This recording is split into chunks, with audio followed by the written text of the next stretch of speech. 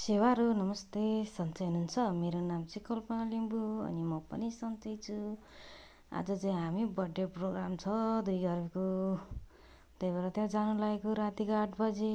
घर पनि पुग्यो अनि बर्थडे सड्डे धुमधामसँग गरियो रे। दुईपल्ट अनि गफ गर्दै केक पनि खाइयो। के गर्नु, यस्तो गाउँघरको बर्थडे सानो यसो केक खाने मेलो मात्रै होला यो अरे। मेरो छोराले केक खुवाएर केक पनि हातमा आइकन हामी गफ गर्दै केक खान थाल्यौँ। अनि हाम्रो खाजा पनि आयो, चियासँग खाजा खाइँदैछ। हल्का रमाइलो गर्दै हामी बर्थडेमा रमाइलो गर्यो। कुन गीतमा नाचेको भनिदिनु पर्यो हजुरहरूले। उहाँ नाच्दै हुनुहुन्छ एकदम बर्थडेमा खुसी हुँदै। नाच्ने बित्तिकै भोक लाग्यो अरे, खाना पनि खान थालिन् उनी।